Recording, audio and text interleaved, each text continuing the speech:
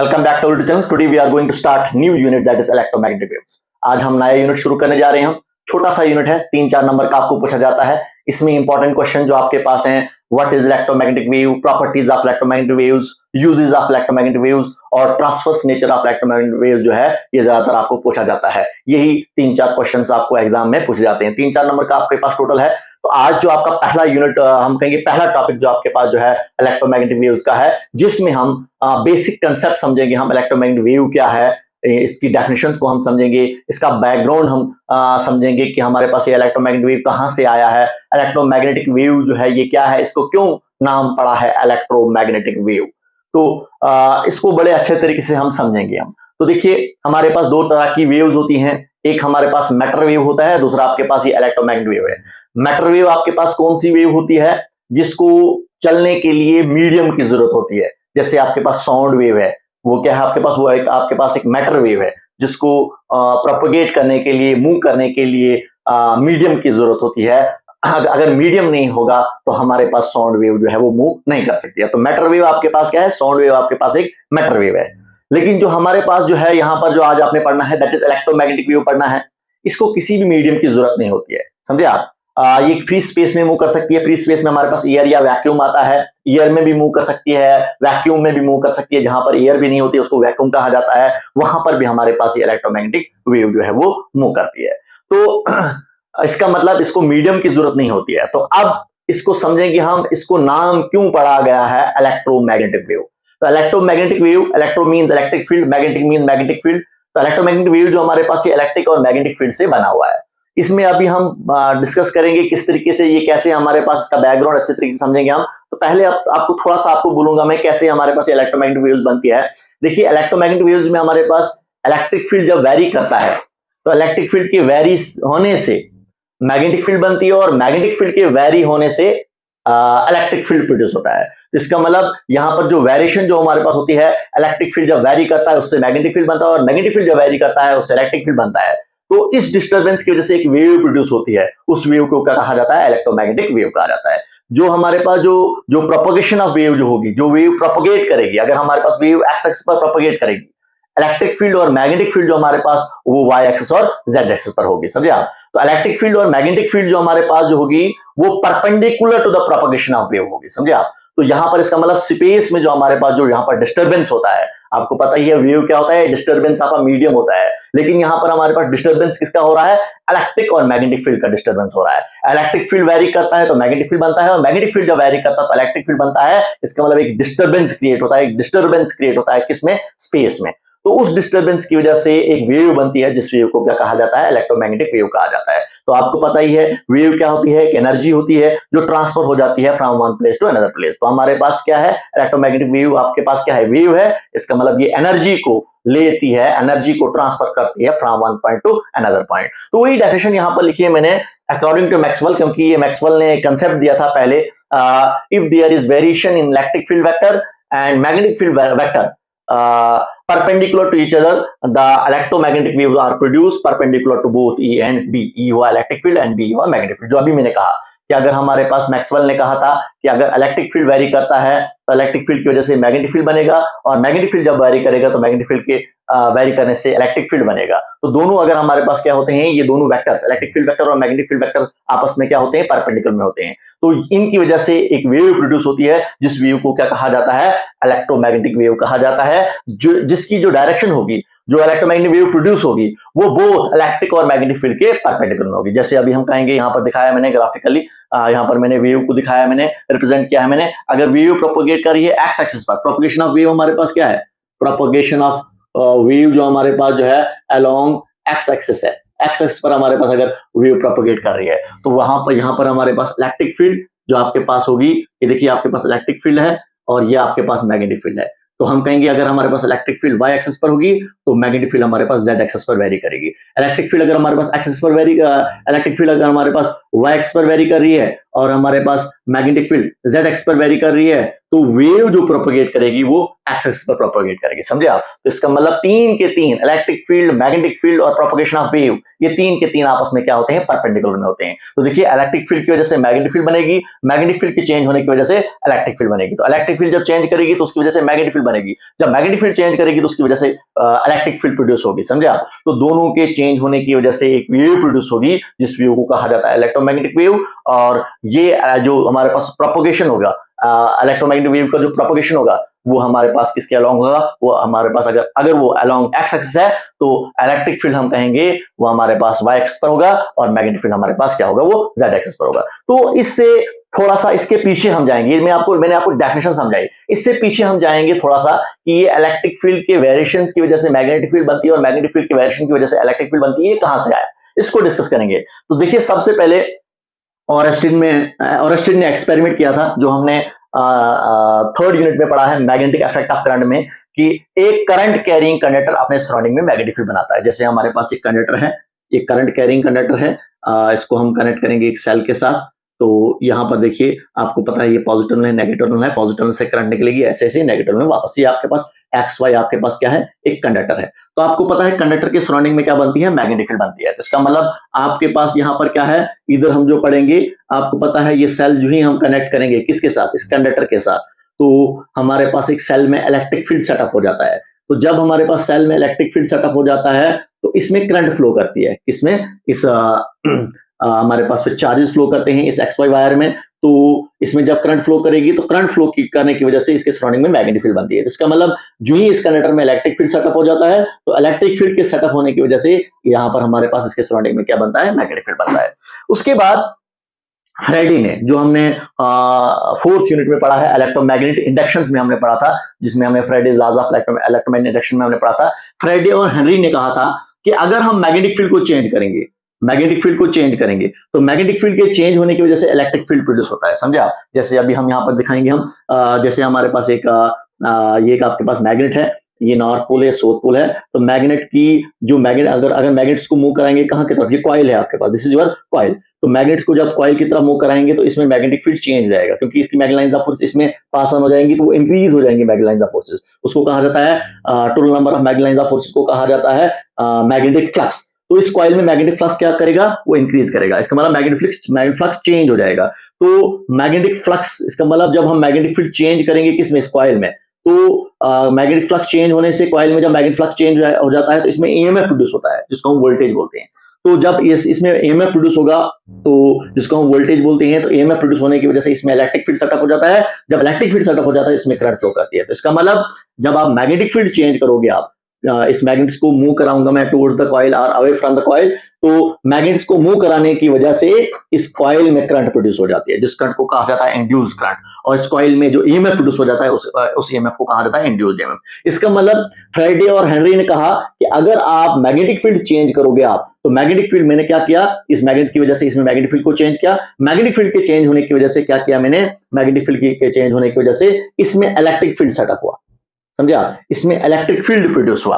वो कैसे, क्योंकि जो ही मैग्नेट्स को मूव कराता हूं मैं, इसमें ईएमएफ प्रोड्यूस हो जाता है। अगर ईएमएफ प्रोड्यूस हो गया हमारे पास कॉइल में, तो इसका मतलब कॉइल में इलेक्ट्रिक फील्ड सेटअप हुआ। इलेक्ट्रिक फील्ड जो ही सेटअप हो जाता है कॉइल में, तो चार्जेस कॉइल में चार्जेस फ्लो करते हैं। कॉइल में जब चार्जेस फ्लो करते हैं तो इसमें करंट फ्लो करती है। इसका मतलब मैग्नेटिक फील्ड यहां पर मैं चेंज कर रहा हूं, मैं मैग्नेट्स को मैं क्या कर रहा हूं, मैं मूव करा रहा हूं मैं कॉइल की तरफ, मैग्नेटिक फील्ड कॉइल में चेंज हो रहा है, तो उसकी वजह से कॉइल में हमारे पास क्या होता है, इलेक्ट्रिक फील्ड बन रहा है, तो जिसकी वजह से इसमें करंट प्रोड्यूस होगी। तो देखिए ऑरेस्टिन ने एक्सपेरिमेंट किया, उसने देखा कि इलेक्ट्रिक फील्ड की वजह से मैग्नेटिक फील्ड बनती है। तो फैराडे और हेनरी ने एक्सपेरिमेंटली दिखाया कि मैग्नेटिक फील्ड के चेंज होने की वजह से इलेक्ट्रिक फील्ड प्रोड्यूस होता है। उसके बाद मैक्सवेल ने देखा कि अगर मैग्नेटिक फील्ड के चेंज होने की वजह से इलेक्ट्रिक फील्ड बनता है, तो इलेक्ट्रिक फील्ड के चेंज होने की वजह से भी हमारे पास मैग्नेटिक फील्ड बन सकता है। ये क्योंकि हमारे पास एक सिमेट्री, एक हम कहेंगे नेचर लॉज द सिमेट्री। तो यहां पर हमारे पास जो है इसी कंसेप्ट को लेकर मैक्सवेल ने एक एक्सपेरिमेंट किया, उसने एक कैपेसिटर को लिया। यहां पर देखिए ये फ्राइडे ने किया था, मैग्नेटिक फील्ड के चेंज होने की वजह से इलेक्ट्रिक फील्ड बनता है। तो उसके बाद ये मैक्सवेल ने इस कंसेप्ट को लेकर मैक्सवेल ने एक एक्सपेरिमेंट किया, जिस एक्सपेरिमेंट में इसने शो किया कि इलेक्ट्रिक फील्ड के चेंज होने की वजह से भी मैग्नेटिक फील्ड बनता है। तो फ्रेडी ने एक्सपेरिमेंट किया था, उसने मैग्नेटिक फील्ड के चेंज होने की वजह से इलेक्ट्रिक फील्ड प्रोड्यूस किया। लेकिन ये जो मैक्सवेल ने एक्सपेरिमेंट किया था, जो कैपेसिटर पर उसने एक्सपेरिमेंट किया था, उसने दिखाया हमें कि हमारे पास जो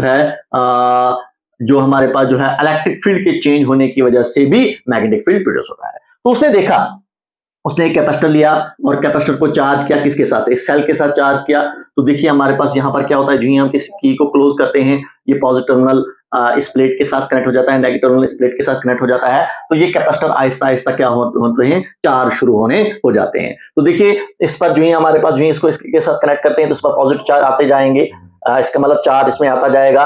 जब जो ही इसमें चार्ज आता जाएगा इस पॉजिटिव प्लेट पर भी और नेगेटिव प्लेट पर भी, तो आपको पता है इन दो प्लेट्स के बीच में इलेक्ट्रिक फील्ड सेटअप होता जाएगा, समझे आप। तो इलेक्ट्रिक फील्ड जो हमारे पास, आपको पता है इलेक्ट्रिक फील्ड की जो डायरेक्शन होती है वो positive plate to negative plate होती है। तो जो ही ये हमारे पास चार्जिंग के दौरान, चार्जिंग और डिस्चार्जिंग के दौरान जो ही यहाँ पर हमारे पास चार्ज, हम इसको चार्ज करेंगे कैपेसिटर को, तो इलेक्ट्रिक फील्ड बढ़ता जाएगा, क्योंकि इसमें चार्ज बढ़ता जाएगा तो इलेक्ट्रिक फील्ड भी बढ़ता जाएगा। तो देखा गया कि हमारे पास ये देखिए ये वायर है, यहां पर हमारे पास जो करंट फ्लो करती है इस वायर में, ये जो हमारे पास इधर जो करंट फ्लो करती है इस वायर में या इस वायर में, इस करंट को कहा जाता है कंडक्शनल करंट, क्योंकि इसमें जो करंट फ्लो कर रही है वो किसकी वजह से, चार्जेस के फ्लो की वजह से। और यहां पर हमारे पास क्या है, आपके पास एक कंडक्टर है और इस कंडक्टर में जो करंट फ्लो कर रही है इस करंट को क्या कहा जाता है, कंडक्शनल करंट। तो देखा यहां पर, देखा मैक्सवेल ने देखा कि यहां पर और यहां पर तो आपके पास करंट मिल रही है, समझे आप, जिस करंट को क्या कहा जाता है, कंडक्शनल करंट। तो मैक्सवेल ने देखा कि इन कैपेसिटर्स के बीच में जब उसने एक मैग्नेटिक नीडल को रखा, एक सुई को रखा, सुई डिफ्लेक्शन शो करती है, समझे आप, कहां पर, इन दो प्लेट्स के बीच में सुई डिफ्लेक्शन शो कर रही है। अगर सुई डिफ्लेक्शन शो कर रही है इसका मतलब यहां पर भी कोई मैग्नेटिक फील्ड बन रही है, क्योंकि आपको पता है ऑरेस्टिन ने एक्सपेरिमेंट किया था, जब कंडक्टर में करंट फ्लो करती है उसने कंडक्टर के सराउंडिंग में एक मैग्नेट नीडल को रखा था। मैग्नेट नीडल जब डिफ्लेक्शन शो कर रही थी तो हमने देखा था वहां पर कि करंट कैरिंग कंडक्टर अपने सराउंडिंग में मैग्नेटिक फील्ड बनाता है, तभी जाकर हमारे पास वो नीडल डिफ्लेक्शन शो कर रही है। तो वही यहां पर भी हो रहा है। यहां पर देखिए, यहां पर कोई हमारे पास जो है, हमारे पास एक डाइलेक्ट्रिक सब्सटेंस हो सकता है या एयर हो सकता है, यहां पर कुछ नहीं है, समझे आप, कोई कंडक्टर नहीं है यहां पर। तो जब ऑरेस्टिन ने, ये मैक्सवेल ने यहां पर एक मैग्नेट को रखा तो मैग्नेटिक डिफ्लेक्शन शो कर रही है, हिल रही है। तो इसका मतलब उसने देखा कि यहां पर, उसने देखा कि अगर ये मैग्नेट यहां पर डिफ्लेक्शन शो कर रही है, इसका मतलब इन दो प्लेट्स के बीच में मैग्नेटिक फील्ड बन रही है, और इन दो प्लेट्स के बीच में अगर मैग्नेटिक फील्ड बन रही है तो इसका मतलब यहां पर भी इन दो प्लेट्स के बीच में भी करंट फ्लो कर रही है। तो मैक्सवेल ने कहा वो जो करंट हमारे पास इन दो प्लेट्स के बीच में जो बन रही है उस करंट को मैक्सवेल ने कहा वो करंट कौन सी है, डिस्प्लेसमेंट करंट। कौन सी करंट है, वो डिस्प्लेसमेंट करंट है। तो मैंने कहा वो डिस्प्लेसमेंट करंट कौन सी होती है, current produce between the two plates of the capacitor due to the change of electric field. देखिए यहां पर हम क्या करते हैं, जो ही हम कैपेसिटर्स को चार्ज करते हैं तो चार्ज जो ही हम इसको करेंगे तो इलेक्ट्रिक फील्ड बढ़ता जाएगा, और जो ही इसको डिस्चार्ज करेंगे तो जो ही हमारे पास कैपेसिटर डिस्चार्ज करेगा तो इलेक्ट्रिक फील्ड कम होता जाएगा। तो इलेक्ट्रिक फील्ड के चेंज होने की वजह से इलेक्ट्रिक फील्ड इन दो प्लेट्स के बीच में बढ़ेगा या घटेगा, उसकी वजह से इन दो प्लेट्स के बीच में क्या बनती है, एक करंट प्रोड्यूस हो जाती है। उस करंट को क्या कहा जाता है, डिस्प्लेसमेंट करंट कहा जाता है। और ये कैसे उसने देखा कि हमारे पास इन दो प्लेट्स के बीच में करंट प्रोड्यूस हो रही है, वो इसलिए ऐसे ही उन्होंने देखा कि उन्होंने इन दो प्लेट्स के बीच में एक मैग्नेट को रखा, मैग्नेट डिफ्लेक्शन शो कर रही है। अगर मैग्नेट डिफ्लेक्शन शो कर रही है इसका मतलब यहां पर इन दो प्लेट्स के बीच में करंट है, क्योंकि करंट ही अपने सराउंडिंग में मैग्नेटिक फील्ड बनाता है और उस मैग्नेटिक फील्ड की वजह से मैग्नेटिक डिफ्लेक्शन शो कर रही है। तो इन दो प्लेट्स के बीच में जो करंट फ्लो कर रही है उस करंट को कहा गया दैट इज डिस्प्लेसमेंट करंट। क्या कहा गया दैट इज डिस्प्लेसमेंट करंट। देखिए यहां पर जो करंट फ्लो कर रही है इस करंट को कहा जाता है कंडक्शनल करंट, और जो बीच में जो करंट फ्लो कर रही है उस करंट को क्या कहा जाता है, दैट इज नोन एज, उसको कहा जाता है डिस्प्लेसमेंट करंट। क्यों, क्योंकि ये करंट किसकी वजह से होती है, due to the change of electric field, electric field के चेंज होने की वजह से। इसका मतलब यहां पर इलेक्ट्रिक फील्ड चेंज हो रहा है, दो प्लेट्स के बीच में इलेक्ट्रिक फील्ड चेंज हो रहा है, उस इलेक्ट्रिक फील्ड के चेंज होने की वजह से यहां पर मैग्नेटिक फील्ड बनी। तो यहां पर देखा इलेक्ट्रिक फील्ड के चेंज होने की वजह से क्या प्रोड्यूस हुआ, मैग्नेटिक फील्ड प्रोड्यूस हुआ। फ्रेडी ने और हेनरी ने देखा था कि मैग्नेटिक फील्ड के चेंज होने की वजह से इलेक्ट्रिक फील्ड बनता है, समझे आप। तो यहां पर इसने दिखाया कि हमारे पास मैग्नेटिक फील्ड के चेंज होने की वजह से, इलेक्ट्रिक फील्ड के चेंज होने की वजह से क्या बनता है, एक मैग्नेटिक फील्ड बनता है। तो इसका मतलब ये दोनों हमारे पास क्या है, ये इलेक्ट्रिक फील्ड और मैग्नेटिक फील्ड आपस में क्या है, ये इंटरलिंक्ड है, समझे आप। और वहां पर उसने कहा, मैक्सवेल ने कहा कि अगर इलेक्ट्रिक फील्ड चेंज हो रही है उसकी वजह से एक मैग्नेटिक फील्ड बन रही है, और मैग्नेटिक फील्ड अगर चेंज हो रही है उसकी वजह से अगर हमारे पास इलेक्ट्रिक फील्ड बन रही है, तो इन दो की वजह से अगर ये आपस में एक दूसरे के साथ लिंक्ड है, तो इनकी वजह से हमारे पास क्या बन सकती है, एक वेव बन सकती है, समझे आप, जो इलेक्ट्रिक और मैग्नेटिक फील्ड पर डिपेंड करता है, समझे आप। और बाद में हर्ट्ज एक साइंटिस्ट आया, HERTZ, हर्ट्ज एक साइंटिस्ट आया, उसने एक्सपेरिमेंटली दिखाया वेव को प्रोड्यूस करके, इलेक्ट्रोमैग्नेटिक वेव को प्रोड्यूस करके, समझे आप। तो यहां पर हमारे पास इसका बैकग्राउंड यही था कि किस तरीके से हमारे पास जो है इलेक्ट्रिक फील्ड मैग्नेटिक फील्ड पर डिपेंड करता है और मैग्नेटिक फील्ड इलेक्ट्रिक फील्ड पर डिपेंड करता है। तो देखिए यहां पर जब ये उसने मैक्सवेल ने ये एक्सपेरिमेंट किया था, जब उसने देखा कि इलेक्ट्रिक फील्ड के चेंज होने की वजह से मैग्नेटिक फील्ड बनती है, तो यहां पर किरचॉफ्स करंट लॉ, जिसको किरचॉफ्स फर्स्ट लॉ कहा जाता है, फेल हो जाता है। और दूसरा हमारे पास जो है एम्पियर सर्कस लॉ, ये भी फेल हो जाता है। कब? जब मैक्सवेल ने ये कंसेप्ट दिया कि हमारे पास दो प्लेट्स के बीच में जो करंट प्रोड्यूस होती है वो किसकी वजह से, इलेक्ट्रिक फील्ड के चेंज होने की वजह से हमारे पास जो है वो मैग्नेटिक फील्ड बनता है। तो किरचॉफ्स वोल्टेज लॉ कैसे फेल हो जाता है, जिस Kirchhoff's current law first law जिसको कहा जाता है, कैसे फेल हो जाता है? देखिए किरचॉफ्स फर्स्ट लॉ कहता है, जिसको हम किरचॉफ्स करंट लॉ कहते हैं, वो कहता है कि total incoming current is equal to total outgoing current. देखिए हमारे पास ये प्लेट है, यहाँ पर अगर ये एक प्लेट है, यहां से जो करंट आ रही है वो कंडक्शनल करंट आ रही है, यहां से टोटल इनकमिंग करंट होगी conductional current is equal to total outgoing current. Outgoing current कौन सी है? Displacement current. लेकिन इससे पहले जो मैक्सवेल ने हमें बाद में डिस्कवर करके दिया कि ये जो बीच में जो करंट बनती है वो कौन सी करंट होती है, वो डिस्प्लेसमेंट करंट होती है, ये बाद में कहा। लेकिन जब हमारे पास टोटल इनकमिंग करंट कौन सी है, आपके पास जो है कंडक्शनल करंट है, तो यहां पर मैक्सवेल ने बाद में ये कंसेप्ट दिया, फिर उसको थोड़ा सा इसको करेक्ट किया, ये जो दो लॉ है इनको, ये जो फेल होते हैं यहाँ पर, इनको करेक्ट किया, इनको कहा कि किस तरीके से हम इसको एक्सप्लेन करेंगे, किस तरीके से यहाँ पर किरचॉफ्स हमारे पास जो है करंट लॉ एप्लीकेबल होगा और किस तरीके से हमारे पास यहाँ पर एम्पियर सर्कस लॉ एप्लीकेबल होगा। तो देखिए यहाँ पर हमारे पास एक प्लेट है, इनकमिंग करंट कंडक्शनल करंट है, आउटगोइंग करंट हमारे पास यहाँ पर है ही नहीं कोई, पहले बाद में कहा मैक्सवेल ने डिस्कवर करके दिया डिस्प्लेसमेंट करंट होती है। इसका मतलब इनकमिंग करंट हमारे पास कंडक्शनल करंट है, आउटगोइंग करंट हमारे पास है ही नहीं यहाँ पर। इसका मतलब यहां पर क्या हुआ, incoming current is not equal to outgoing current, समझे आप। जब हमारे पास डिस्प्लेसमेंट करंट का कोई कंसेप्ट ही नहीं था, हम बोलते थे दो प्लेट्स के बीच में कोई करंट ही नहीं थी। बाद में डिस्कवर किया किसने, मैक्सवेल ने, कि यहां पर भी कोई करंट होती है। फिर बाद में कहा कि हमारे पास यहाँ पर जो करंट होती है, जो बीच में जो हमारे पास करंट बनती है वो कौन सी होती है, डिस्प्लेसमेंट करंट होती है। और फिर इसको करेक्ट किया गया किरचॉफ्स करंट लॉ को कि incoming current is equal to outgoing current. Outgoing current कौन सी होगी, जो प्लेट्स की यहाँ पर हमारे पास होगी, कहां की तरफ निकलेगी, वो भी हमारे पास बाहर की तरफ निकलेगी, यहाँ की तरफ ये डिस्प्लेसमेंट करंट होगी ID। तो तभी जाकर हमारे पास इनकमिंग करंट जो होगा वो आउटगोइंग करंट के इक्वल होगा। इनकमिंग करंट आपके पास क्या है, दैट इज कंडक्शनल करंट, और आउटगोइंग करंट आपके पास क्या है, डिस्प्लेसमेंट करंट। लेकिन पहले हमारे पास डिस्प्लेसमेंट करंट था ही नहीं, इसी वजह से हमारे पास इनकमिंग करंट तो थी हमारे पास कंडक्शनल करंट, आउटगोइंग करंट हमारे पास नहीं थी, इसी वजह से हमारे पास किरचॉफ्स करंट लॉ यहां पर फेल होता है, कहां पर, कैपेसिटर में। अभी देखिए दूसरा हमारे पास एम्पियर सर्कस लॉ कहता है कि हमारे पास जो magnetic field current carrying conductor के सराउंडिंग में जो बनती है वो किसकी होती है, वो म्यू नॉट आई के होती है। जैसे हम कहेंगे ये करंट कैरिंग कंडक्टर है, इसमें करंट फ्लो कर रही है IE कंडक्शनल करंट, और इसके सराउंडिंग में जो मैग्नेटिक फील्ड बन रही है, हम कहेंगे यहाँ पर मैग्नेटिक फील्ड कितनी होगी। हम इस पॉइंट के थ्रू एक एम्पियरियन लूप ड्रा करते हैं, और एम्पियरियन लूप हमें कैलकुलेट करके देता है कि इसके सराउंडिंग में इस पाथ पर टोटल मैग्नेटिक फील्ड कितनी है, तो वो हमें कैलकुलेट करके देता है close integral of B dot DL। B हुआ मैग्नेटिक फील्ड और DL हुआ टोटल पाथ, समझे आप। जब हम इसको इंटीग्रेट करते हैं तो टोटल मैग्नेटिक फील्ड हमारे पास इस पाथ पर कितनी होगी, total magnetic field due to this conductional current, इस कंडक्शनल करंट की वजह से टोटल मैग्नेटिक फील्ड किसके इक्वल होगी, वो म्यू नॉट I के इक्वल होगी। I हुआ इस क्लोज पाथ के थ्रू कितनी करंट फ्लो कर रही है, तो यहां पर I आपके पास करंट कितनी फ्लो कर रही है, IE। तो इसका मतलब यहां पर हमारे पास जो है एम्पियरियन लूप तो यहां पर एप्लीकेबल होगा इस करंट कैरिंग कंडक्टर के सराउंडिंग में, P पॉइंट पर, तो यहां पर मैग्नेटिक फील्ड निकाल सकते हैं। लेकिन यहां पर आप निकाल सकते हो, आप जैसे हम P पॉइंट यहां पर लेंगे, ये P पॉइंट हमारे पास दो प्लेट्स के बीच में है, तो अगर हम बोलेंगे यहां पर बोलिए मैग्नेटिक फील्ड कितनी होगी, तो हम यहां पर भी एक एम्पियरियन लूप ड्रा करेंगे, लेकिन इस एम्पियरियन लूप के थ्रू कोई करंट ही नहीं है। इसका मतलब यहां पर हमारा क्या होता है, एम्पियर सर्कल्स लॉ जो है वो क्या हो जाता है, फेल हो जाता है। कब, जब हमें मैक्सवेल ने ये कंसेप्ट नहीं दिया था डिस्प्लेसमेंट करंट का। किरचॉफ्स करंट लॉ भी फेल हो जाता है, और किरचॉफ्स एम्पियर सर्कल्स लॉ भी फेल हो जाता है यहां पर, समझे आप। क्योंकि जब हम यहां पर मैग्नेटिक फील्ड निकालने जाते हैं दो प्लेट्स के बीच में, तो मैग्नेटिक फील्ड तो होती है, लेकिन यहां पर तो दो प्लेट्स के बीच में तो करंट था ही नहीं हमारे पास। तो करंट जब थी ही नहीं, इसका मतलब I0 तो I0 को म्यू नॉट के समेशन लिखिए जीरो हो जाएगा। इसका मतलब हमारा ये एम्पियर सर्टस लॉ, ये जो एम्पियर सर्टस लॉ जो है ये फेल हो जाता है यहां पर, कहां पर, कैपेसिटर में। अब इसके बाद मैक्सवेल ने इक्वेशन दी, इसको करेक्ट किया, इसको कहा जाता है Maxwell Ampere's equations, Maxwell Ampere equation.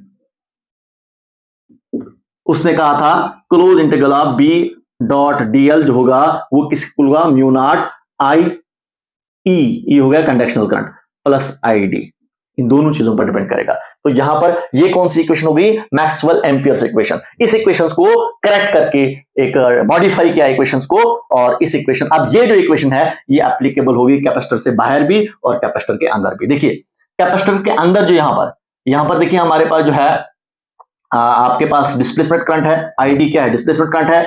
यहां पर इन दो प्लेट्स के बीच में आई है ही नहीं, हमारे पास कंडक्शनल करंट है ही नहीं, ये जीरो हो जाएगा तो म्यू नॉट आईडी आ जाएगा।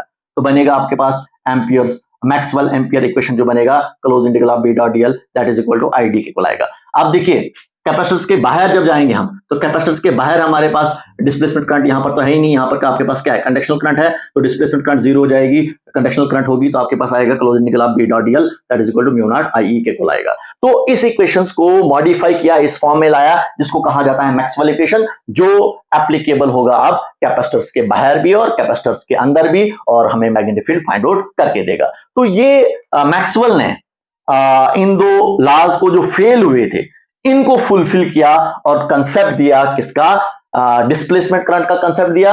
और डिस्प्लेसमेंट करंट का कंसेप्ट जो आता है वो कहां से आता है, यहां पर हमने देखा कि इलेक्ट्रिक फील्ड के चेंज होने की वजह से मैग्नेटिक फील्ड बनता है।